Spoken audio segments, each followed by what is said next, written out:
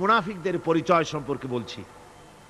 মুনাফিকরা হচ্ছে দ্বিমুখী চরিত্রের লোক। তারা দুই গ্রুপকে খুশি করতে চায়, দুই গ্রুপের মানুষের কাছে ফায়দা লোটার জন্য দুই গ্রুপের সঙ্গে সম্পর্ক রাখে। ইসলাম বিরোধী যারা তাদের সাথেও সম্পর্ক থাকে, আর ইসলাম যারা করে তাদের সাথেও সম্পর্ক রক্ষা করে। কোরআনে কারীম ওদের ব্যাপারে বলা হয়েছে, আল্লাহ রাব্বুল আলামিন বলেন, فَإِنْ كَانَ لَكُمْ فَتْحٌ مِّنَ اللَّهِ قَالُوا أَلَمْ تَكُنْ مَعَكُمْ। তোমাদের যদি ফাতহ হয়, তোমাদের যদি বিজয় হয়, মুসলমানদের যদি বিজয় হয়, তাহলে তারা মুসলমানদের কাছে গিয়ে বলে, আমরা কি আপনাদের সাথী ছিলাম না? আমরা তো আপনাদেরই লোক, তো আপনাদেরই লোক, সবসময় আপনাদের কাছে ঘুরেছি, চান্দা টান্দা দেওয়ার চেষ্টা করছি, আমরা তো আপনাদেরই লোক, আজকে আপনাদের বিজয় হয়েছে, এই বিজয়ে আমরাও শামিল। এভাবে করে মুসলমানদের বিজয় হলে তারা এগিয়ে আসে। আর যদি কাফেরদের জয় হয়, وَإِنْ كَانَ لِلْكَافِرِينَ نَصِيبٌ قَالُوا أَلَمْ نَسْتَحْوِذْ عَلَيْكُمْ। কাফেরদের যদি বিজয় হয়, তাহলে কাফেরদের কাছে গিয়ে বলে, আমরা তো তোমাদের সাথীরই লোক, আর মুসলমানদের অত্যাচার থেকে বাঁচাবার জন্য তোমাদেরকে আমরা বড় চেষ্টা করেছি, মুসলমানেরা যাতে তোমাদের উপর অত্যাচার করতে না পারে, সেজন্য রাত দিন আমরা পরিশ্রম করেছি, আমরা তোমাদের সাথীরই লোক। এই বলে দুই দিকে ফায়দা লুটতে চায়। ওদিকে আপনার মুসলমানদের কাছেও ফায়দা লুটতে চায়, আবার কাফেরদের বিজয় হলে সেখানেও তারা ফায়দা লুটতে চায়। মুনাফিকরা হলো সুবিধাবাদী। মুনাফিকরা কি? সুবিধাবাদী, সুবিধাবাদ জিন্দাবাদ, এই চরিত্রের লোক। সূরা তাওবার মধ্যে বলা হয়েছে, তাবুকের যুদ্ধে আল্লাহর নবী যখন মুসলমানদেরকে দাওয়াত দিলেন যুদ্ধে যাওয়ার জন্য, জিহাদে যাওয়ার জন্য, লোকেরা সব প্রস্তুতি নিল, মুনাফিকরা তখন গিয়ে রাসূলের কাছে আরজ করলেন। মুনাফিকরা বলল, হে আল্লাহর নবী, আমার কোমরে ব্যথা, কেউ বলল আমার মাথায় যন্ত্রণা, কেউ বলল আমার মেয়ের বিবাহ, কেউ বললো আমার ফসল পেকেছে, এই সময় যেতে পারবো না। নানান অজুহাত দিয়ে তারা যাওয়া থেকে বিরত রইল। আল্লাহ রাব্বুল আলামিন এদের চরিত্র সম্পর্কে কোরআনে কারীমের মধ্যে বলে দিলেন, লাউ কানা আরাদান করিবান ওয়া সাফারান কাসিদান লাত্তাবাউক ওয়ালাকিন বাউদাত আলাইহিমুশ শুক্কা। আল্লাহ পাক বলছেন, লাউ কানা আরাদান করিবান ওয়া সাফারান কাসিদান, যদি সফর হতো সহজ, সফরটা যদি, রাস্তাটা যদি সুগম হতো, আর ফায়দাটা যদি সহজলভ্য হতো, লাত্তাবাউক, তাহলে অবশ্যই এই লোকেরা আপনার অনুসরণ করত। যেহেতু পথ খুব কঠিন, শত শত মাইল যেতে হবে মদিনা থেকে তাবুকের প্রান্তরে, বহুত কষ্ট, উট আছে, ঘোড়া আছে, আবার অনেকের নাই, পায়ে হেঁটে যেতে হবে, খাবার আছে, আবার অনেকের কাছে নাই, খেতে কষ্ট হবে, যেতে কষ্ট হবে, পথে কষ্ট হবে, রৌদ্রে কষ্ট হবে, এই সব কষ্ট। আর ফায়দা খুব তাড়াতাড়ি জিততে পারবো তাও তো এখানে ধারণা নাই। মুনাফিকরা বলেছে, মুসলমানরা যখন জিহাদে যাচ্ছে, বলেছে যাও, এরা মক্কার কুরাইশ না, রোমকদের সাথে লড়াই হবে, টের পাবা, রোমকরা ঝুলাইয়া পিটাইয়া জনমের যুদ্ধের স্বাদ মিটাইয়া দেবে। এইভাবে করে মুসলমানদেরকে ভয় দেখিয়েছে, নিজেরাও যায় নাই, ওদেরকেও বাধা দিয়েছে। আল্লাহ বলছেন, ও নবী, যদি রাস্তাটা খুব সুগম হতো, আর যাইয়েই যদি যুদ্ধে জয়লাভ করার মতো ধারণা ওদের থাকতো, গনিমতের মাল অনেক পাবে, এই চিন্তা যদি থাকতো, লাত্তাবাউক, তাহলে অবশ্যই এরা আপনার সাথে যেত। কিন্তু বিষয়টা হচ্ছে, ওয়ালাকিন বাউদাত আলাইহিমুশ শুক্কা, বিষয়টা হচ্ছে এই পথটা বড় কঠিন, মোটেই সুগম নয়, এই জন্য তারা বিরত রয়েছে, আপনার সাথে যায় নাই। আর ফিরে যখন রাসূল এলেন, যখন আল্লাহর নবী জিহাদে বিজয়ী হয়ে যখন ফিরে এলেন মদিনায়, আল্লাহ রাব্বুল আলামিন বলেন, এই মুনাফিকরা সকলের আগে রাসূলের সঙ্গে দেখা করেছে। ওয়াসায়াহলিফুনা বিল্লাহি লাবিস্তাতানা লাখারাজনা মাআকুম, সাথে এসে বলছে যে তারা কসম করে বলছে, আল্লাহ পাক বলছেন, ওরা কসম করে বলে যে আল্লাহর কসম, যদি হুজুর আমাদের সামর্থ্য থাকতো, শক্তি থাকতো, কেবল যে কোমরটা ব্যথা করতেছিল, কেবল যে মাথায় যন্ত্রণা ছিল, কেবল যে আমাদের ধানগুলো, আমাদের ফসলগুলো পেকে গেছিল, নইলে কি আমরা বসে থাকি, আপনার সাথেই জিহাদে আমরা শরীক হয়ে যেতাম। এইভাবে তারা হচ্ছে মুনাফিক চরিত্রের, সব সময় সুবিধাবাদী লোক তারা। তাদের ভিতর এবং বাইরে রয়েছে বৈসাদৃশ্য। মুখে যে কথা বলে অন্তরে সেটা না, অন্তরে যেটা মুখে আর একটা। এটা কাদের লক্ষণ? মুনাফিকদের। কোরআনে কারীমে রব্বুল আলামিন বলেন, ইয়াকুলুনা বিআলসিনাতিহিম মা লাইসা ফি কুলুবিহিম, তারা সেই কথাই মুখ দিয়ে উচ্চারণ করে যে কথা তাদের মনের ভিতরে নাই, মনে একটা মুখে একটা। এটাই হলো মুনাফিকদের চরিত্র। আর এদের আরেকটা কোয়ালিটি হলো, আপনারা দেখবেন মুনাফিক চিনবেন, মুনাফিক কে তা চিনতে খুবই সুবিধা হবে। এরা হচ্ছে মুসলিম জাতির বিপদ যদি দেখে দারুণ খুশি হয়।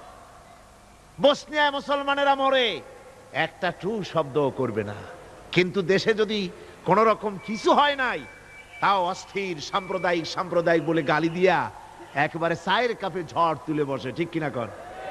ঠিক কিনা? বাবরি মসজিদ ভাঙা হয়েছে, সেই উপলক্ষে ভারতে শত শত মসজিদ ভাঙতেছে হরহ, সে ব্যাপারে কথা নাই। শনির আখড়া ভাঙলো কিনা তা দেখার জন্য রাত দিন 24 ঘন্টা যাওয়া হচ্ছে। মুসলমানেরা বিপদে পড়লে তাদের কলজা আনন্দে ফুর্তিতে ভরে যায়। মুসলমানের যখন বিপদে পড়ে তারা দারুণ খুশি হয়। আর মুসলমানদের যদি বিপদ হয়, বিপদে খুশি। আর মুসলমানরা যদি সুখ পায়, সমৃদ্ধি পায়, তাহলে তারা বেজার হয়ে যায়, কলজে জ্বলে যায়। আল্লাহ রাব্বুল আলামিন বলেন, ইম তামসাসকুম হাসানাতুন তাসুহুম ওয়া ইন তুসিবকুম সাইয়্যাতুন ইয়াফরাহু বিহা। মুমিনদের যদি ভালো হয়, মুসলমানদের যদি সুখ এবং সমৃদ্ধি আসে, তাহলে মুসলমানদের সুখ সমৃদ্ধিতে তাদের কলিজা জ্বলে পড়ে যায়, অসন্তুষ্ট হয় দারুণ ভাবে। আর যদি মুসলমানদের বিপদ আসে, মুসিবত আসে, খুশিতে তাদের কলিজা একেবারে দারুণ ভাবে তাদের খুশিতে উদ্বেল হয়ে পড়ে। মুনাফিকদের আরেকটি চরিত্র হচ্ছে, হকপন্থী এবং বাতিলপন্থীদের রোশানাল হতে নিরাপদে থাকার জন্যে প্রতারণামূলক সম্পর্ক রাখে। প্রতারণামূলক সম্পর্ক মুসলমানদের কাছেও ভেড়ে, আবার ওদের সঙ্গেও ভেড়ে। টাকা পয়সা ওদের যদি থাকে, তো এই বেশি টাকাগুলো দেয় ইসলাম বিরোধীদের, আর মুসলমানদেরকে সামান্য সামান্য দিয়া সম্পর্ক রক্ষা করে। জানি না কোন দল ক্ষমতা যাবে, বলা তো যায় না, কাজে দুই দিকে সম্পর্ক রক্ষা করে তারা চলে। আল্লাহ রাব্বুল আলামিন বলেন, ইউরিদুনা আন ইয়ামানুকুম ওয়া ইয়ামানু কওমাহুম, ওরা চায় দুই সম্প্রদায়ের সঙ্গে সম্পর্ক রক্ষা করে প্রতারণামূলক আচরণ করে নিজেদেরকে টিকিয়ে রাখার জন্য চেষ্টা করে। মুনাফিকদের অবস্থা হচ্ছে, তারা ইসলামের ক্ষতি সাধনের জন্য সারাক্ষণ চেষ্টা সাধ্য করতে থাকে। আর ইসলামের বিচার পদ্ধতি মুনাফিকদের পছন্দ নয়। ইসলামের যে কোনো বিচার পদ্ধতি শুনলেই তাদের দারুণ জ্বালা করে। যেমন ইসলামের বিচার পদ্ধতি হলো, চোর পুরুষ হোক আর নারী হোক, উভয়ের হাত কেটে দাও। এ শুনলে তারা বলে এটা হলো বর্বর আইন। জেনার শাস্তি, মদখোরের শাস্তি, হত্যাকারীর শাস্তি, কোরআনে কারীম যে শাস্তি বিধান করেছে তা শুনলে পরে তাদের দারুণ খারাপ লাগে এবং এ নিয়ে বিতর্ক সৃষ্টি করে। কোরআনে কারীম আল্লাহ পাক এই চরিত্র সম্পর্কে বলেছেন, ইউরিদুনা আন ইয়াতাহাকাবু ইলাত তাগুত, তারা শয়তানের আইনকে প্রতিষ্ঠিত করতে চায়, অর্থাৎ আল্লাহর আইন বিদায় করে দিয়ে মানুষের তৈরি করা মতবাদকে প্রতিষ্ঠিত করার জন্য তারা চেষ্টা চালায়। শুধু তাই নয়, মুনাফিকদের আরেকটা চরিত্র হলো, তারা যদি আজান শুনতে পায়, আজান এবং নামাজ সম্পর্কে তারা কটূক্তি করে। আজান এবং নামাজ সম্পর্কে তারা কটূক্তি করতে থাকে। এটা হলো মুনাফিকদের আরেকটা চরিত্র। আল্লাহ রাব্বুল আলামিন বলেন, ওয়াইদা নাদাইতুম ইলাস সালাতি ইত্তাখাযুহা হুজওয়ান ওয়া লাইবান, যখন আজান তারা শোনে, যখন নামাজের দিকে তাদেরকে ডাকা হয়, তখন তারা ঠাট্টা করে, বিদ্রুপ করে। আরেকটি চরিত্র হলো, সমাজের ভিতরে অশ্লীলতা বাড়াবার জন্য তারা প্রচেষ্টা চালায়। ইন্নাল্লাযীনা ইউহিব্বুনা আন তাশিআল ফাহিশাতু ফিল্লাযীনা আমানু লাহুম আযাবুন আলীম। ঈমানদার লোকদের মধ্যে অশ্লীলতা এরা বেশি করে ছড়াবার জন্য চেষ্টা করে, মানুষকে দুশ্চরিত্র বানাবার জন্য তারা চেষ্টা করে। এইভাবে করে রেডিওর মাঝে, সিনেমার ভিতরে, গানের মাধ্যমে, যাত্রার মাধ্যমে, পত্রপত্রিকার মাধ্যমে নানানভাবে চেষ্টা চালায় যাতে করে মুসলমানদের মধ্যে চরিত্রহীনতা বাড়তে থাকে, শয়তানি বদমাশি বাড়ে, মানুষ চরিত্রবান হতে পারে এমন কিছু প্রদর্শিত হবে না, বরং প্রদর্শিত হবে মুনাফিকরা চেষ্টাই চালাবে যাতে করে মানুষের দ্বীন ও ঈমান নষ্ট হতে পারে, সেগুলি তারা করতে থাকবে। এগুলি হলো মুনাফিকের চরিত্র। এগুলি কি চরিত্র? পাপের কাজ যদি দেখে তড়িৎ গতিতে ওরা ঝাঁপিয়ে পড়ে। কোরআনে কারিমে রব্বুল আলামিন বলেন, ওয়াতারা কাসীরাম মিনহুম ইউসারিউনা ফিল ইসমি ওয়াল উদওয়ান। মুনাফিকদের চরিত্র এটাও যে তারা যখনই সুযোগ পায় তখনই খারাপ কাজের দিকে, মন্দ কাজের দিকে ঝাঁপায় পড়ে এবং মানুষদেরকে মন্দের দিকে, গুনাহের দিকে, জুলুমের দিকে, অত্যাচারের দিকে তড়িৎ গতিতে তারা ঝাঁপায় পড়ে। এটা হলো তাদের কাজ। মুনাফিকদের আরেকটা চরিত্র হচ্ছে তারা যদি নামাজ পড়তে দাঁড়ায়, নামাজ তারা পড়ে মানুষকে দেখাবার জন্য, আল্লাহকে খুশি করার জন্য মুনাফিকরা নামাজ পড়ে না। কোরআনে কারিমে বলা হচ্ছে, ওয়াইদা কামু ইলাস সালাতি কামু কুসালা ইউরাউনান নাস। মুনাফিকদের চরিত্র হচ্ছে তারা নামাজে যায় না, যদি যায় তাহলে নামাজের মধ্যে দাঁড়ায় কাহিনী এবং চুস্তি অবস্থায়, নামাজের মধ্যে দাঁড়ায় এদিক ওদিক তাকায়, টুপিটা ঠিক করে, জামাটায় টান দেয়, বগলে চুলকায়, তারপরে নামাজের মধ্যে ইমামকে সতর্ক করে। ইমাম যদি তাশাহুদ পড়তে দেরি করে, ওর নিজের পড়া আগে হয়ে গেছে, ইমাম একটু দেরি করতেছে তো পিছন থেকে সিগন্যাল মারে।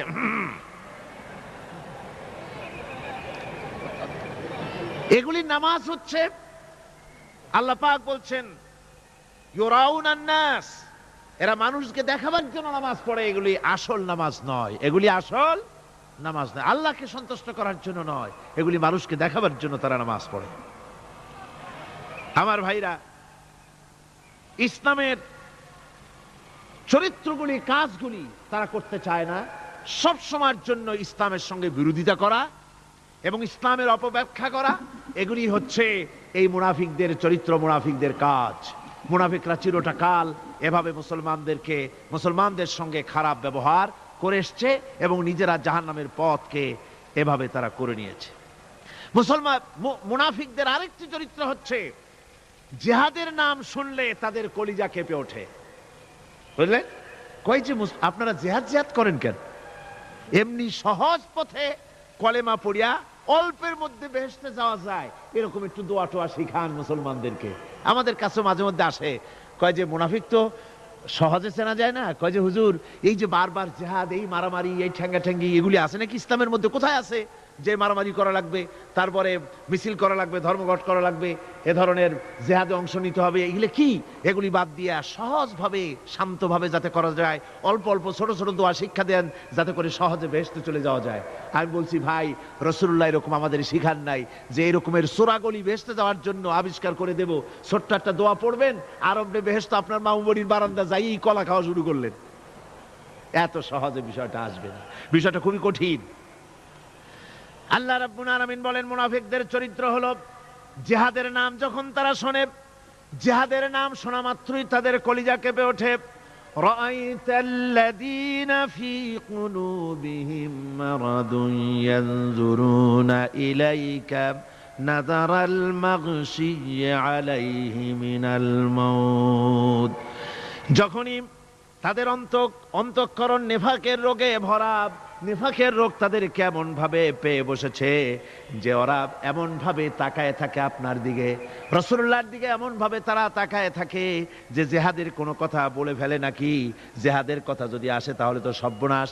ওদের মৃত্যু যন্ত্রণার মতো, মৃত্যুর জ্বালায় পতিত ব্যক্তি যেমন চোখ ফ্যাকাশে হয়ে যায়, জেহাদের কোনো কারবার বা যুদ্ধের কোনো দামাডোল বেজে উঠলেই এদের কলিজার মধ্যে কাঁপ সৃষ্টি হয়ে যায়। কলিজার মধ্যে কাপ সৃষ্টি হয়, জিহাদে তারা দারুণভাবে ভয় পায়।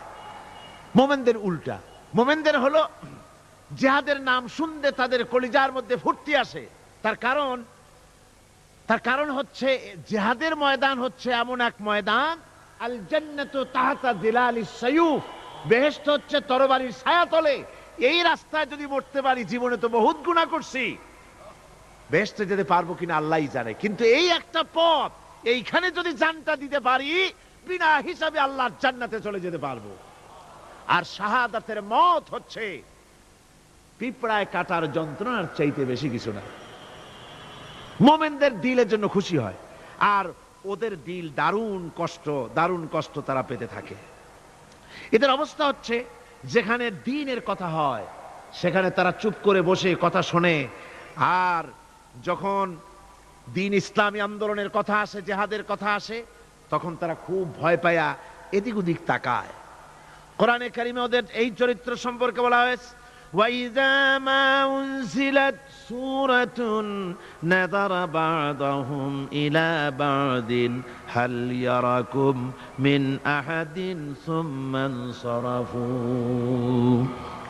এরা কোরআনের আয়াত যখন নাজিল হয় তখন একজন আরেকজনের দিকে তাকাতাকি করে, কি জানি আমাদের ব্যাপারে কোনো আয়াত নাজিল হয়ে পড়ে নাকি, অথবা জিহাদের ব্যাপারে কোনো আয়াত নাজিল হয়ে পড়ে নাকি।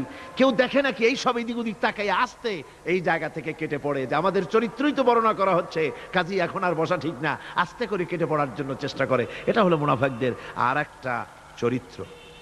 এরা এইভাবে করে নিজেদের চরিত্রকে প্রকাশ করে ধরা পড়ে, এবং ইসলামের সবচাইতে মারাত্মক ক্ষতি এই মুনাফিকরা চিরকাল করেছে। আল্লাহ রাব্বুল আলামিন বলেন, মুনাফিকদের ব্যাপারে মুসলমানদের বিপদ হলে তারা দারুণভাবে খুশি হয়, আর মুনাফিকদের চরিত্র হলো মুসলমানদের উপকার হলে, ভালো হলে তারা দারুণভাবে অসন্তুষ্ট হয়ে যায়। যখন আর আল্লাহ মুমিনদেরকে সান্ত্বনা দেন, মুমিনদেরকে আল্লাহ পাক সান্ত্বনা দিচ্ছেন মুনাফিকদের ব্যাপারে, কুল লা ইউসিবানা ইল্লা মা কাতাবাল্লাহু লানা ওয়া মাওলানা ওয়া আলাল্লাহি ফালিয়াতাওয়াক্কালিল মুমিনুন। মুনাফিকদের শোনায় দাও। মুমিনদেরকে বলা হচ্ছে তোমরা মুনাফিকদের শোনাও যে তোমরা যে আমাদের ব্যাপারে খুশি হচ্ছ, যে আমাদের বিপদ দেখা, আমাদের চতুর্দিক থেকে বিপদ, মুসলমানদের আজ চতুর্দিক থেকে কি বিপদ, এই বিপদ দেখে তোমরা দারুণ খুশি যে মুসলমানেরা এইবার মার খাচ্ছে, ইসলামী আন্দোলন আর কোমর সোজা করে দাঁড়াতে পারবে না, এইবার শেষ, বুদ্ধি করিয়া যে ষড়যন্ত্রের জালে আটকায় দিছি আর মুক্তি হবে না। এই যে তারা খুশি। আল্লাহ রাব্বুল আলামিন বলেন, মুমিনেরা তোমাদের ঘাবড়াবার কোনো কারণ নাই, তোমরা বলে দাও কুল লা ইউসিবানা ইল্লা মা কাতাবাল্লাহু লানা, তোমরা শোনায় দাও যে আমাদের কিছুই হয় না, আমাদের শুধু তাই হয় যা আল্লাহ রাব্বুল আলামিন আমাদের জন্য লিখে রেখেছেন। আমাদের তাকদীরে যেটা আছে ওটাই হবে, এর থেকে বেশি কিছুই হবে না। তিনি আমাদের মাওলা, তিনি আমাদের মনিব, তিনি আমাদের প্রভু, আর সমস্ত মুমিনদের উচিত সেই আল্লাহর উপরই নির্ভর করা। তবে তোমরা জেনে রাখো, তোমরা আমাদের জন্য যে জিনিসের অপেক্ষা করছো, কুল হাল তারাব্বাসুনা বিনা ইল্লা ইহদাইল হুসনাইন, তোমরা আমাদের জন্য যে জিনিসের অপেক্ষা করতেছো, আল্লাহ বলছেন মুমিনেরা তোমরা বলো, তোমরা মুনাফিকদের বলো যে আমাদের ব্যাপারে তোমরা যে জিনিসের অপেক্ষা করছো তার দুটি ভালোর একটি ছাড়া কি, অর্থাৎ তোমরা আমাদের জন্য অপেক্ষা করতেছো আমরা যেন মরে যাই, আমরা যেন শেকস্ত খাই। তো আমরা যদি পৃথিবীতে মরে যাই তাহলে তো আমরা শহীদ হয়ে গেলাম, আর আমরা যদি বেঁচে থাকলাম তো আমরা তো গাজী হয়ে গেলাম।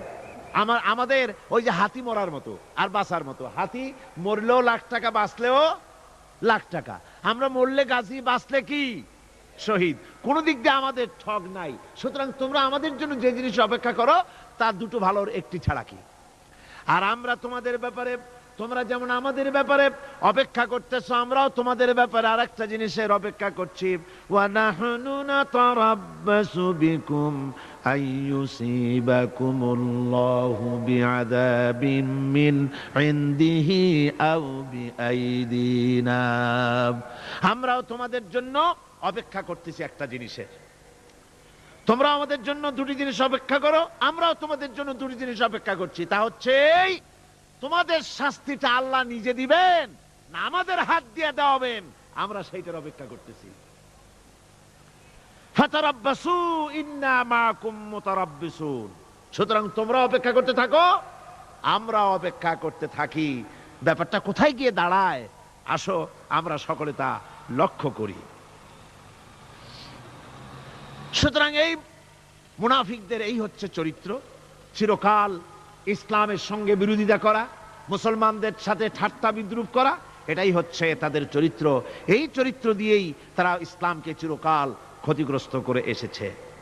রাসূল পাক সাল্লাল্লাহু আলাইহি ওয়াসাল্লাম এই মুনাফিকদের সম্পর্কে বলেছেন যে মুনাফিকরা হচ্ছে ইদা হাদা গাদারা, যখন তারা ওয়াদা করে সে ওয়াদাকে তারা খেলাফ করে, এটা হচ্ছে মুনাফিকদের একটা চরিত্র।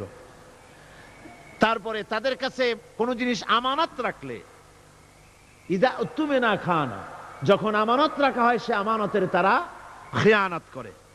তারপরে যখন তারা ঝগড়ায় লিপ্ত হয় তখন তারা পরস্পরকে গালাগালি করে। আর যদি তারা কথা বলে কথার মধ্যে কথায় কথায় তারা মিথ্যে কথা বলে। এই হচ্ছে মুনাফিকদের চরিত্র। এরপরে মুনাফিকরা শুধু রুজি রুটি আর পেট নিয়েই তারা ব্যস্ত থাকে। মুনাফিকদের এই চরিত্র কোরআন এবং হাদিসে আল্লাহ রাব্বুল আলামিন স্পষ্ট করে মানুষের সামনে তুলে ধরেছেন, যাতে করে আমরা মুনাফিকি চরিত্র থেকে রক্ষা পেতে পারি। এই মুনাফিকদের সম্পর্কে সর্বশেষ কথা, আল্লাহ রাব্বুল আলামিন যেহেতু মুনাফিকরা ইসলামের সবচাইতে বেশি ক্ষতি করেছে, সেই জন্য আল্লাহ রাব্বুল আলামিন নবীকে বলেছেন যে আপনি যদি এদের ব্যাপারে ইস্তাগফির লাহুম আও লা তাস্তাগফির লাহুম ইন তাস্তাগফির লাহুম ৭০ মাররাতান ফালান ইয়াগফিরাল্লাহু লাহুম, আপনি যদি এদের জন্য ক্ষমা চান, আর ক্ষমা আপনি নাই চান, এমনকি ৭০ বারও যদি আপনি মুনাফিকদের জন্য আমি আল্লাহর কাছে ক্ষমা প্রার্থনা করেন, আমি আল্লাহ রব্বুল আলামিন মুনাফিকদেরকে ক্ষমা করে দেব না। মুনাফিক হচ্ছে চরমভাবে ক্ষতিগ্রস্ত, দুনিয়াও ক্ষতিগ্রস্ত হবে, আখিরাতেও তারা ক্ষতিগ্রস্ত হবে। আল্লাহ পাকের কত বড় কথা যে কিয়ামত পর্যন্ত মুনাফিকদের জন্য হুজুর সাল্লাল্লাহু আলাইহি ওয়াসাল্লামকে বলা হচ্ছে ৭০ বারও যদি তাদের জন্য আপনি আমার কাছে ক্ষমা চান, আমি মুনাফিকদেরকে কখনো ক্ষমা করব না। সুতরাং আমাদেরকে বুঝতে হবে মুনাফিকি চরিত্র সবচাইতে নিকৃষ্ট চরিত্র, আর এই চরিত্রে আল্লাহ পাক সবচাইতে বেশি অসন্তুষ্ট হন। আল্লাহ পাক তাই বলছেন, কাবুরা মাকতান ইনদাল্লাহি আন তাকুলু মা লা তাফআলুন। আল্লাহর কাছে সবচাইতে বেশি ক্রোধ উদ্রেককারী এই ব্যাপারটাই যে তোমরা যা বলো তা তোমরা করো না, এটা বড় মারাত্মক ব্যাপার, আল্লাহ এটাকে সহ্য করেন না। সুতরাং মুমিনদেরকে আয়াত থেকে শিক্ষা গ্রহণ করতে হবে, মুনাফিকি ছাড়তে হবে, আনুগত্য করতে হবে, সবটাই আল্লাহর। কার আনুগত্য হবে? আল্লাহ এবং রাসূলের আনুগত্য জীবনের সকল ক্ষেত্রেই করতে হবে। এটাই মুসলমানদের জন্য ঈমানের সবচেয়ে বড় দাবি। তারপরে রব্বুল আলামিন বলেন, ইন্নাল্লাহা ইউহিব্বুল্লাযীনা ইউকাতিলুনা ফি সাবিলিহি সাফফান কাআন্নাহুম বুনিয়ানুম মারসুস। আল্লাহ পাক বলছেন, আল্লাহ নিশ্চয়ই ভালোবাসেন সেই সব লোকদেরকে যারা কাতারবন্দী হয়ে আল্লাহর রাস্তায় লড়াই করে, সীসা ঢালা প্রাচীরের মতো ইস্পাত কঠিন দৃঢ় হয়ে যারা কাতারবন্দী হয়ে সুসংবদ্ধ হয়ে আল্লাহর জন্য যারা লড়াই করে। এখানে বলা হচ্ছে যে লড়াইটা হবে আল্লাহর জন্য, সংগ্রাম হবে কার জন্য? ইউকাতিলুনা ফি সাবিলিহি। লড়াই কিন্তু লড়াইটা কখনই দেশ দখল করা, তা আবার মানুষের তৈরি করা আইন কানুন প্রতিষ্ঠার জন্য দেশ দখল করার সংগ্রাম, মানুষের তৈরি করা মতবাদকে প্রতিষ্ঠা করার সংগ্রাম, এই জাতীয় যত রকমের সংগ্রাম আছে, যত রকমের জিহাদ আছে, এই সমস্ত সংগ্রামকে, লড়াইকে ইসলাম জায়েজ করে না। এগুলি মুসলমানদের জন্য একদম নিষিদ্ধ। মুসলমানরা লড়াই করবে কেবলমাত্র আল্লাহর রাস্তায়, ফি সাবিলিহি, জিহাদ ফি সাবিলিল্লাহ, ওয়া তুজাহিদুনা ফি সাবিলিল্লাহ। লড়াই হবে কার পথে? সবে চিল্লায় বলেন লড়াই কার পথে? লড়াই কি? জেহাদ কি? জেহাদ এই নয় যে আপনি লাঠি ঠেঙ্গা নিয়ে তারপরে বাইর হবেন আর হিন্দু খ্রিস্টান যেখানে পাবেন সমানে মারিয়া শেষ করে ভালাবেন। এর নাম জেহাদ নয়। জেহাদ হচ্ছে আল্লাহর রাস্তায় সংগ্রাম করা, লড়াই করা। সেই লড়াইটা কি? যে কোনো উদ্দেশ্যকে সফল করার জন্য প্রচেষ্টা চালানো, প্রাণান্তকর প্রচেষ্টা চালানো, ওই প্রচেষ্টার নামই হচ্ছে কি? জেহাদ। সুতরাং এই জেহাদটা হবে আল্লাহর রাস্তায়, সংগ্রাম হবে আল্লাহর রাস্তায়। কি উদ্দেশ্যে? দিন প্রতিষ্ঠার উদ্দেশ্যে। কোরআনে কারিমে রব্বুল আলামিন বলেছেন, আল্লাযীনা আমানু ইউকাতিলুনা ফি সাবিলিল্লাহ, যারা নাকি ঈমানদার তারা লড়াই করে আমি আল্লাহর রাস্তায়, আমি আল্লাহর পথে তারা লড়াই করে, সংগ্রাম করে আমার দেওয়া জীবন ব্যবস্থা প্রতিষ্ঠার জন্য। ওয়াল্লাযীনা কাফারু ইউকাতিলুনা ফি সাবিলিত তাগুত, আর যারা নাকি কাফের, ভালো করে শোনেন, আল্লাহ পাক বলছেন যারা নাকি কাফের তারাই লড়াই করে মানুষের তৈরি করা তাগুতের পথে লড়াই করে, অর্থাৎ আল্লাহর দেওয়া রাসূলের দেওয়া বিধানকে বাদ দিয়ে মানুষের তৈরি করা, অন্যের তৈরি করা মতবাদ প্রতিষ্ঠার পিছনে সংগ্রাম করে। এখন আপনি দেখেন এই পৃথিবীতে সমাজতন্ত্র কার তৈরি? মানুষের। আল্লাহর না মানুষের? জোরে বলেন, এটা কার তৈরি? আল্লাহর না মানুষের? জাতীয়তাবাদ কার তৈরি? আল্লাহর না মানুষের?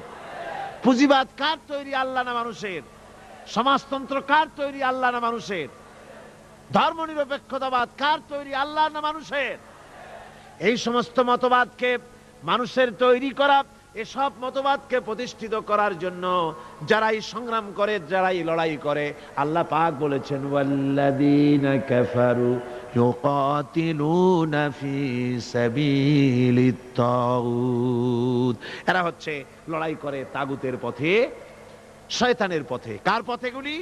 শয়তানের পথ। জোরে বলেন, এই পথগুলি কার? শয়তানের পথ। যারা মুমিন তারা লড়াই করবে আল্লাহর পথে। সুতরাং লড়াই হতে হবে সব সময় আল্লাহর পথে, আর সেই লড়াই বিচ্ছিন্ন ভাবে নয়, কাতারবন্দী হয়ে সুসংহত সাংগঠনিক প্রক্রিয়ায় সুশৃঙ্খল ভাবে সাংগঠনিক ফয়সলা সিদ্ধান্তকে মেনে নিয়ে আমিরের হুকুমকে অনুসরণ করে ঐক্যবদ্ধভাবে যদি লড়াই হয়, সে লড়াইয়ে বিজয় আসবে আল্লাহর পক্ষ থেকে। বিচ্ছিন্ন ভাবে নয়, ঐক্যবদ্ধভাবে কাজ করতে হবে।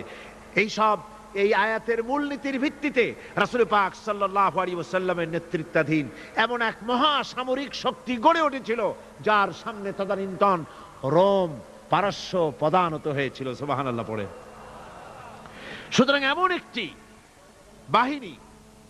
একটি বাহিনী গড়ার জন্য মুমিনদের প্রতি বলা হচ্ছে যে তোমরা হবে সেই ধরনের বাহিনী যারা নাকি লড়বে আল্লাহর রাস্তায়, আল্লাহর পথে লড়াই করবে নিজেদের জান এবং মাল দিয়ে, ঐক্যবদ্ধভাবে। তারপরে আল্লাহ রাব্বুল আলামিন বলছেন وَإِذْ قَالَ مُوسَى لِقَوْمِهِ يَا قَوْمِ لِمَ تُؤْذُونَنِي وَقَدْ تَعْلَمُونَ أَنِّي رَسُولُ اللَّهِ إِلَيْكُمْ فَلَمَّا زَاغُوا أَزَاغَ اللَّهُ قُلُوبَهُمْ وَاللَّهُ لَا يَهْدِي الْقَوْمَ ফাসিকিন। স্মরণ করো মুসা আলাইহিস সালামের কথা। এই কথাগুলি আল্লাহ মুসলমানদের স্মরণ করাচ্ছেন। কাদেরকে? মুসলমানদেরকে। মুসা আলাইহিস সালামের কথা স্মরণ করো। তিনি তার কওমদেরকে বললেন, হে কওম, হে আমার জাতি, তোমরা কেন আমাকে উৎপীড়িত করছো, কেন আমাকে কষ্ট দিচ্ছ? ওয়াকাদ তা'লামুনা আন্নী রাসূলুল্লাহি ইলাইকুম, আর একথা তোমরা ভালো করেই জানো যে আমি তোমাদের জন্য রাসূল হয়ে এসেছি আল্লাহর পক্ষ থেকে। বন্ধুগণ, কোরআনে কারীমে একথা বলা হয়েছে, সর্বত্র প্রায় এসেছে, নবীদের উপরে সমকালীন যুগের লোকেরা নবীদেরকে কষ্ট দিয়েছে, মুসিবত দিয়েছে। কারণ কি? নবীদের স্বভাব খারাপ ছিল, তাই নাকি? নাউযুবিল্লাহি মিন যালিক। নবীরা স্বভাব চরিত্রের দিক থেকে সর্বশ্রেষ্ঠ। নবীদের জন্য সমকালীন লোকেরা ক্ষেপলো কেন? ক্ষেপেছে একটাই কারণ ছিল। নবীদের বিরুদ্ধে ক্ষেপার একটি কারণ, তা হচ্ছে নবীরা দুনিয়ার মানুষের সামনে বলেছেন, ইয়া কওমি ইবুদুল্লাহা মা লাকুম মিন ইলাহিন গায়রু। নবীরা দাওয়াত দিয়েছেন, ও আমার কওম, ও আমার জাতি, এক আল্লাহ ছাড়া কারো গোলামি করা যাবে না, কারো আনুগত্য করো না, দাসত্ব করো, গোলামি করো একমাত্র আল্লাহ রাব্বুল আলামিনের। অন্য আয়াতে এসেছে আল্লাহ পাক বলেছেন, ওয়ালাকাদ বা'আসনা ফি কুল্লি উম্মাতির রাসূলা আন ইবুদুল্লাহ ওয়াজতানিবুত তাগুত। আমি এমন কোন জাতি নাই, এমন কোন দল নাই যাদের জন্য নবী প্রেরণ করি নাই। নবীরা গিয়া তাদেরকে বলেছেন এক আল্লাহর গোলামি করো, আর মানুষের দাসত্ব তাগুতের গোলামি বর্জন করো, আল্লাহর গোলামি করো। এই কথা বলার সঙ্গে সঙ্গে তাগুত খেপে গেছে। কে খেপে গেছে? কে খেপেছে? তাগুত সহ্য করতে পারে নাই। তাগুত বলা হয় সেই শক্তিকে যে শক্তি নিজে শুধু আল্লাহর আইন অমান্য করে বসে থাকে না, অন্যদেরকেও আল্লাহর আইন অমান্য করতে বাধ্য করে। ওরাই খেপে গেল। ওরা খেপে মার আরম্ভ করে দিল। হযরতে মুসা আলাইহিস সালাম মার খেয়েছেন। হযরতে মুসা আলাইহিস সালাম, হযরতে ঈসা আলাইহিস সালাম, ইব্রাহিম আলাইহিস সালাম, নূহ আলাইহিস সালাম, এমন কোন পয়গম্বর আছেন যিনি মার খান নাই? কোরআনে কারীম বলা হচ্ছে, ইয়া হাসরাতান আলাল ইবাদ মা ইয়াতিহিম মির রাসূলিন ইল্লা কানু বিহি ইস্তাহজিউন। আফসোস বান্দার উপরে, এমন একজন রাসূলও পাঠাই নাই যার সঙ্গে সমকালীন যুগের লোকেরা ঠাট্টা করে নাই, বিদ্রুপ করে নাই, পাগল বলে নাই। এমন একজনও পাঠাই নাই। যাকেই পাঠিয়েছি তার সাথে সমকালীন লোকেরা ঝগড়া বিবাদ করেছে, মারধর করেছে, অত্যাচার করেছে। বিশ্বকবি, কবি সম্রাট আল্লামা ইকবাল রহমতুল্লাহ আলাইহি বলেছেন, সতীজা কা রহা হ্যায় আজল সে তা ইমরোজ, सतेजा का रहा है असल से तायमरोज, चरागे मुस्तफा भी से शरारे बुलाबीस। मुस्तफार दीप शिखार शाखे, मुस्तफार दीप शिखार साथे আবু লাহাবের অগ্নিস্ফুলিঙ্গের সংঘর্ষ চলে এসেছে। আবহমান কাল থেকে শুরু হয়েছে, আজও চলছে, কিয়ামত পর্যন্ত চলতে থাকবে। তবে কিনা আবু জেহেলের, আবু লাহাবের অগ্নিস্ফুলিঙ্গ নির্বাপিত হয়ে যাবে, আর মুস্তাফা সাল্লাল্লাহু আলাইহি ওয়াসাল্লামের দীপ শিখা জ্বলতেই থাকবে, নিভে যাবে না। সুবহানাল্লাহ পড়ে, নিভে যাবে না। কারণ হচ্ছে আল্লাহ পাক বলেছেন, ইউরিদুনা লিইউতফিউ নূরাল্লাহি বিআফওয়াহিহিম ওয়াল্লাহু মুতিম্মু নূরিহি ওয়ালাউ কারিহাল কাফিরুন। কাফের বেঈমানেরা চায় মুখের ফু দিয়ে আমার আলোকে নির্বাপিত করে দেবে, আমার দ্বীনকে দুনিয়া থেকে মিটিয়ে দেবে। আল্লাহ পাক বলেন, আমি আমার দ্বীনকে পূর্ণতা দান করব, জাঁকজমকের সাথে আমার দ্বীন দুনিয়ার বুকে প্রতিষ্ঠিত হবে। তাতে কাফেরদের কলিজার ভিতরে যতই জ্বালা যন্ত্রণা হোক না কেন, ওদের মনে যত কষ্ট হোক, ইসলাম প্রতিষ্ঠিত হবে। আল্লাহ বলেছেন। কে বলেছেন? আল্লাহ পাক। আমি আমার দ্বীনকে পূর্ণতা দান করব। সুতরাং কাফেররা বাধা দিল নবীদের। কারা বাধা দিল? কাফেররা। যারা বাধা দিল তারা সংখ্যায় 3 শ্রেণী। কয় শ্রেণী? ভালো করে মনে রাখেন। 3 শ্রেণীর লোকেরা নবীদেরকে বাধা দিয়েছে। মুসা আলাইহিস সালাম বলছেন, কেন আমাকে কষ্ট দিচ্ছ অথচ তোমরা জানো যে আমি আল্লাহর রাসূল? এই যে পয়গম্বরদেরকে বাধা দিল 3 শ্রেণীর লোকেরা। কারা দিল? 3 শ্রেণীর লোকেরা দিল। প্রথম শ্রেণী হচ্ছে রাষ্ট্রশক্তি। প্রথম কারা? 2 নম্বরে বাধা দিল বিত্তশালী, যাদের টাকা আছে, পয়সা আছে, বড় লোক। এই বিত্তশালী ধনাঢ্য ব্যক্তি হলো 2 নম্বর। আর 3 নম্বরে বাধা দিল ধর্মের নামের এক শ্রেণীর ব্যবসায়ীর দল। তাহলে কয়টা হলো? 3টা। 3 শ্রেণীর লোকেরা বাধা দিয়েছে নবীদেরকে। বর্তমানে তারা আর নাই।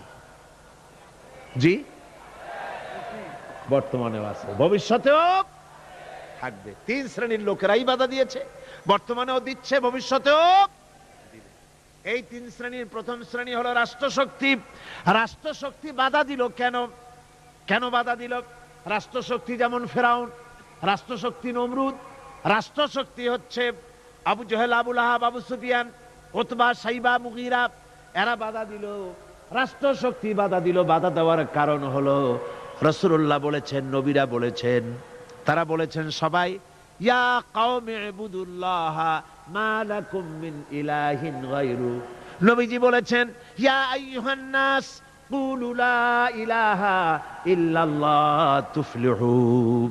ও মানব সকল, ঘোষণা করে দাও কোনো ইলাহ নাই, কোনো আইনদাতা নাই, কোনো বিধানদাতা নাই, আল্লাহ ছাড়া করো উপাস্য নাই, মাবুদ নাই। এই কথাগুলি যখন নবীরা বলেছেন, তখন সমকালীন রাষ্ট্রশক্তি বুঝতে পেরেছে আমাদের মাতবাড়ি তো আর চলবে না, মাতবাড়ি শেষ। যদি লা ইলাহা ইল্লাল্লাহ হয় তাহলে তো আমরা থাকি না। কারা থাকে না? রাষ্ট্রশক্তি। কারা থাকে না? কোন? আমি আপনাদের কাছে যে মাঝে মধ্যে কথা জিজ্ঞেস করি, আপনারা কি তাতে বেজার হন নাকি? জিজ্ঞেস করি এই জন্যে যাতে আপনাদের কথাগুলি মনে থাকে। রাষ্ট্রশক্তি বাধা দিল এই কারণেই যে আমরা তো তাহলে আর থাকি না। লা ইলাহা, কোনো ইলাহ নাই, কোনো আইনদাতা নাই, কোনো বিধানদাতা নাই, কোনো শাসনকর্তা নাই, কেউ নাই আল্লাহ ছাড়া। একমাত্র আইন চলবে আল্লাহর। তাহলে আমরা লাগি কোন কাজে? আমাদের তো নেতৃত্ব থাকবে না, আমাদের মাতবাড়ি থাকবে না, আমাদের আইন চলবে না, আমরা তো বেকার হয়ে যাব। সুতরাং এইটাকে বন্ধ করতে হবে, এটাকে বন্ধ করতে হবে, এটা বন্ধ করতে হবে। এই আইন যদি চালু হয় তাহলে তো মৌজ করা যাবে না, ফুর্তি করা যাবে না, ইট ড্রিঙ্ক এন্ড বি মেরি, এগুলি তো আর চলবে না। ডু ফুর্তি নো চিন্তা, এসব তো আর চলবে না। মদ খাওয়া, জুয়া খেলা, শয়তানি করা, বদমাশি করা, জনগণের টাকা নিয়ে নিজের বাপের সম্পত্তি মনে করে তা গ্রহণ করা, এভাবে করে সর্বনাশ করা তো আর চলবে না, মাতবাড়ি তো চলবে না। সুতরাং ঠেকাও। এই ঠেকাও আন্দোলন চলল।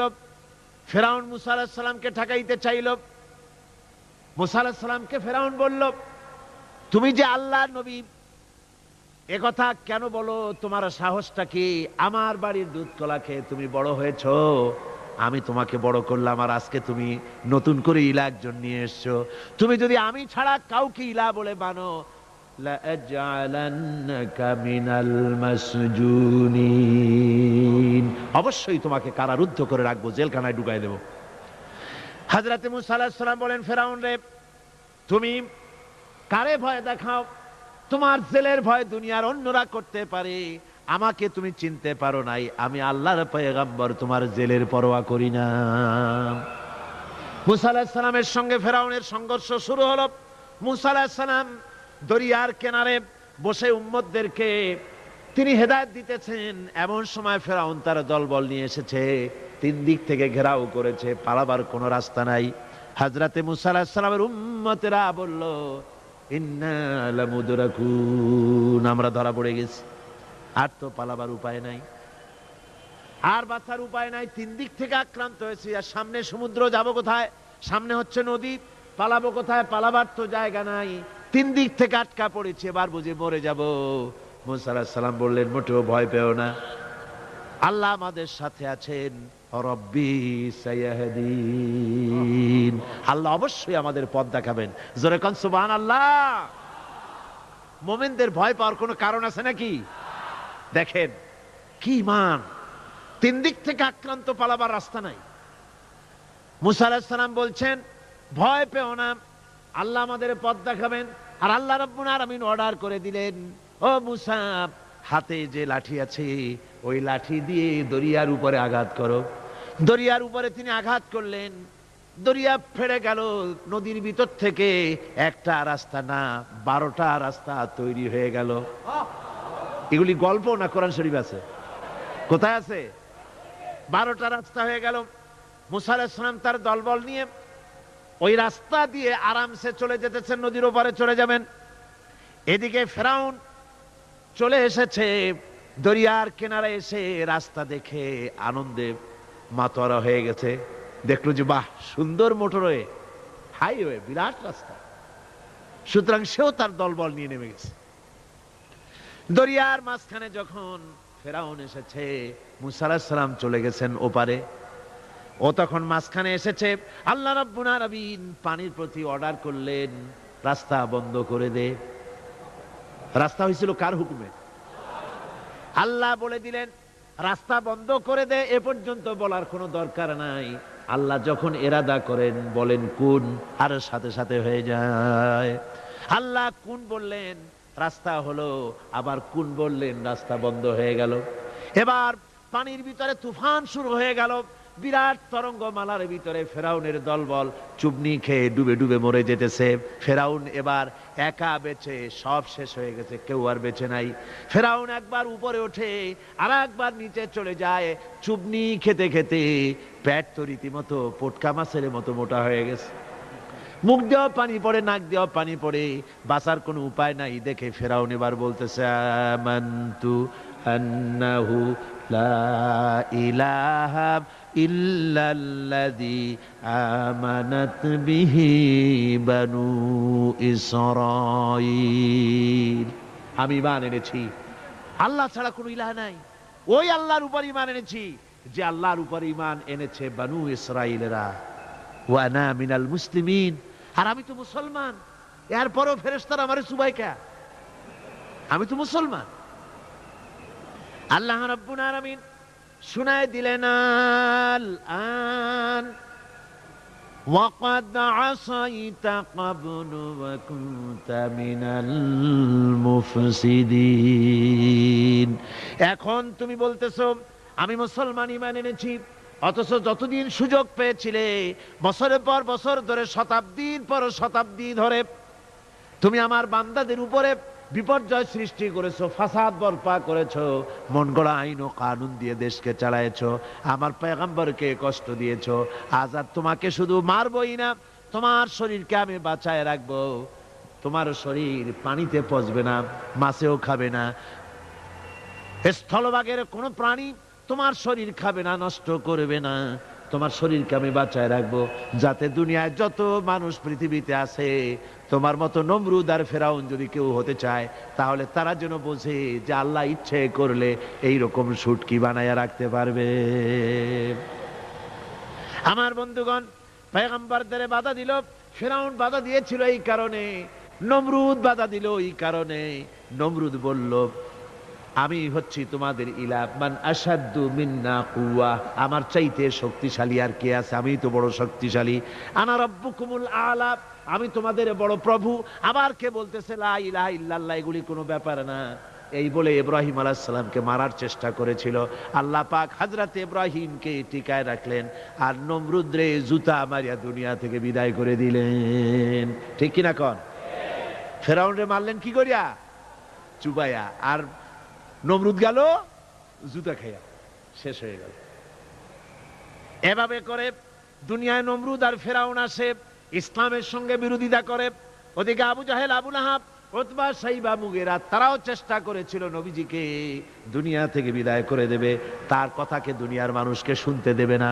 সমস্ত নবীদেরকে বাধা দিয়েছে, নবীজিকেও বাধা দিয়েছে। ওই বাধার মোকাবেলা করতে গিয়ে হযরতে আবু বকর, হযরতে ওমর, ওসমান, আলী রিদওয়ানুল্লাহি তাআলা আলাইহিম আজমাইন সবাই মার খেয়েছেন, কষ্ট করেছেন, মুসিবত উঠাইছেন।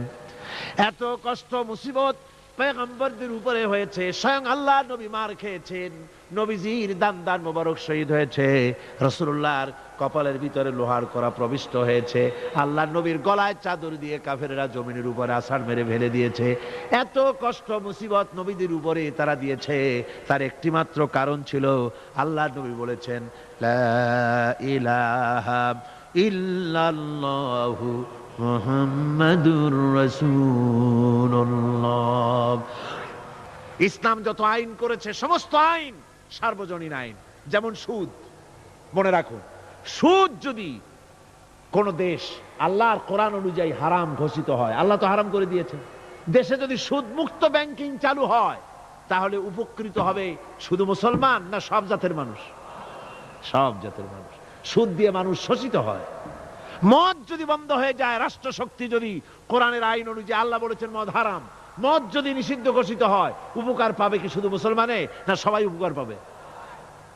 জেনা যদি বন্ধ হয়ে যায়, সরকার কর্তৃক জেনা যদি বন্ধ করে দেওয়া হয়, তাহলে উপকার কি মুসলমানদের না সারা পৃথিবীর সমস্ত মানুষের? পর্দা করা ফরজ, এই পর্দার প্রথা যদি চালু হয়, তাহলে নারীর ইজ্জত রক্ষা হবে শুধু মুসলমানদের না সারা পৃথিবীর সমস্ত নারীর? তো দেখুন, ইসলামের মদ বলেন, সুদ বলেন, ঘুষ বলেন, জেনা বলেন, জুয়া বলেন, যত রকমের আইন ইসলাম করেছে, চোরের হাত কাটা আইন হোক, আর আপনার হত্যাকারীকে কতল করাই হোক, কিসাস হোক, যত রকমের আইন করেছে সমস্ত আইন দ্বারা উপকৃত হবে সারা পৃথিবীর সমস্ত মানুষ। এই জন্য ইসলাম সাম্প্রদায়িক নয়, মুসলমানেরও সাম্প্রদায়িক নয়। ইসলাম হচ্ছে সার্বজনীন, ইসলাম হচ্ছে বিশ্বজনীন। আজকে রাষ্ট্রশক্তি পয়লা নম্বরেই বাধা দেয় তাদের ক্ষমতাকে টিকিয়ে রাখার জন্য, ক্ষমতাকে কক্ষিগত করার জন্য হারাম ভাবে, অবৈধভাবে সরকারের জনগণের মালকে, সম্পদকে ভক্ষণ করার জন্য নিজেদের ফুর্তি, নিজেদের মনের চাহিদা, নিজেদের নাফস এবং প্রবৃত্তি অনুযায়ী চলার জন্য তারা এই নিজেদের ক্ষমতাকে টিকিয়ে রাখার জন্য ইসলামকে চিরকাল তারা বাধা দিয়ে এসছে। 2 নম্বরে বাধা দিয়েছে যারা, সেটা হচ্ছে কি?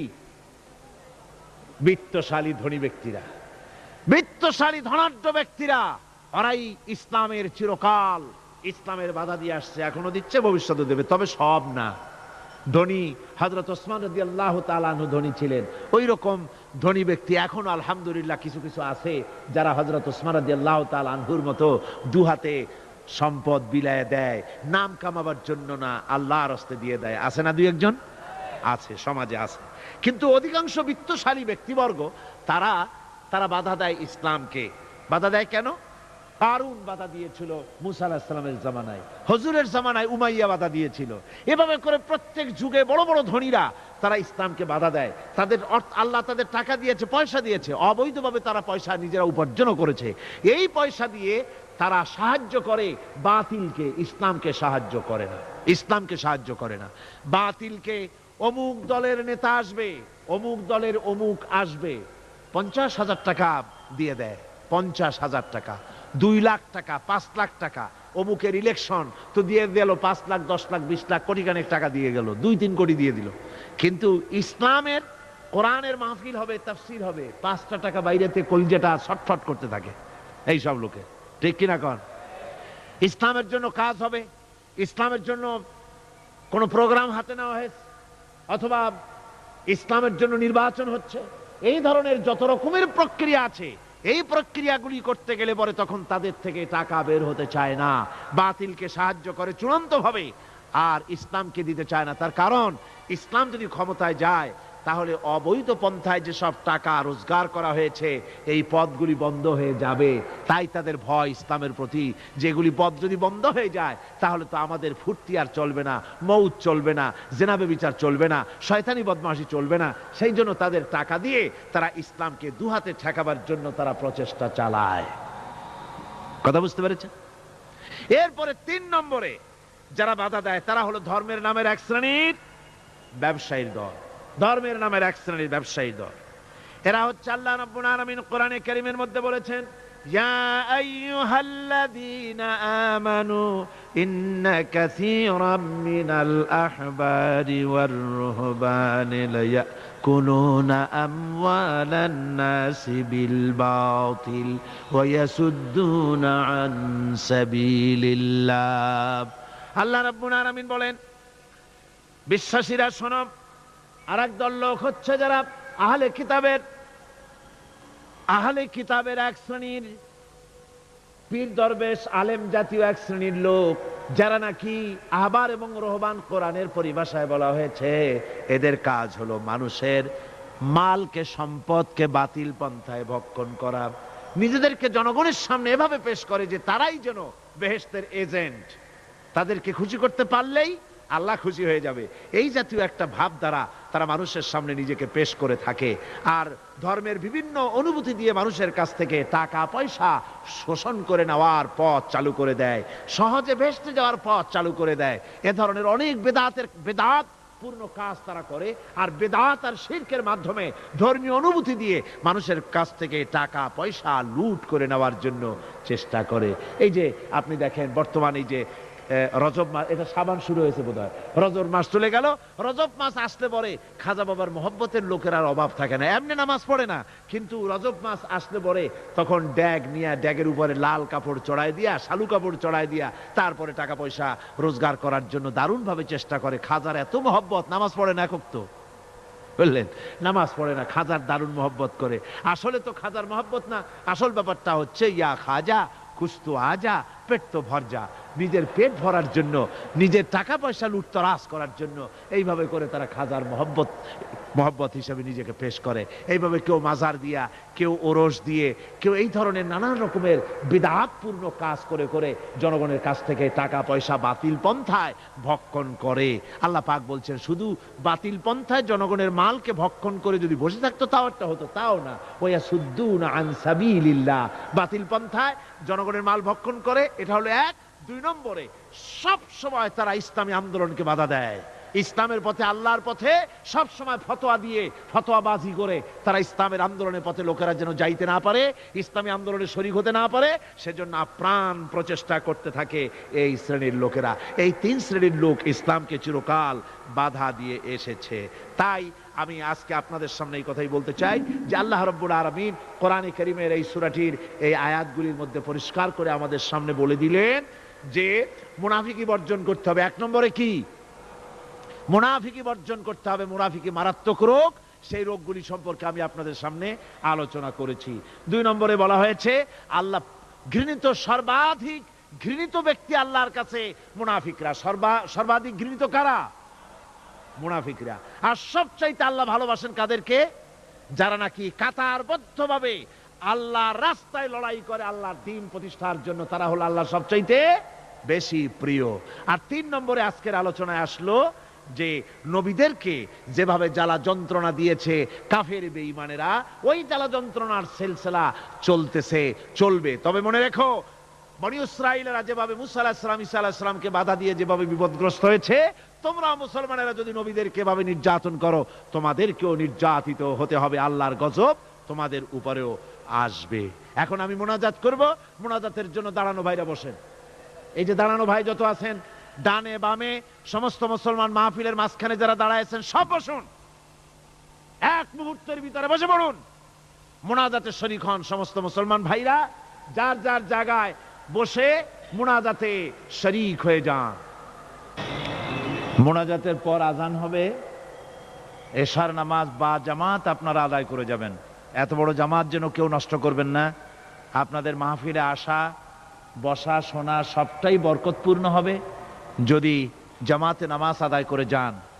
আর জামাত ছেড়ে যাওয়া, এটা কোরআনে কারীমের মাহফিলে শুনতে এসে জামাত না পড়ে যাওয়া, এটা একটা দারুণ বেবরকতি হবে। আমি আশা করব আপনারা কেউ জামাত ছেড়ে যাবেন না। উজুর ব্যবস্থা দেওয়া আছে বোধ হয় নাকি? উজুর ব্যবস্থা আছে, উজু না থাকলে উজু করে নেবেন। মোনাজাত শেষ হওয়ার সাথে সাথে যাদের উজু নাই, উজু করে আসবেন। আল্লাহুম্মা আমিন। ربنا ظلمنا أنفسنا وإن لم تغفر لنا وترحمنا لنكونن من الخاسرين ربنا لا تزغ قلوبنا بعد إذ هديتنا وهب لنا من لدنك رحمة إنك أنت الوهاب أي الله تعالى হাজার হাজার মুসলমান নরনারী ঠান্ডাকে উপেক্ষা করে তোমার দ্বীনের কথা শোনার জন্য, কোরআনে কারীমের কথা শোনার জন্য এই মাঠে এসে হাজির হয়েছে। আল্লাহ তুমি দয়া করে মেহেরবানি করে আলোচনার সওয়াবটুকুন হুজুরে পুর নূর সাল্লাল্লাহু আলাইহি সাল্লামের রূহ মুবারকে পৌঁছে দাও। রব্বুল আলামিন, আমাদের মধ্য থেকে যাদের মা বাপ দুনিয়া থেকে জন্মের মতো বিদায় হয়ে গেছে, আল্লাহ কবরে যদি আযাব থাকে দয়া করে আযাব মাফ করে দাও। আল্লাহ আমাদের মা বাপের উপরে তোমার রহমত নাজিল করো।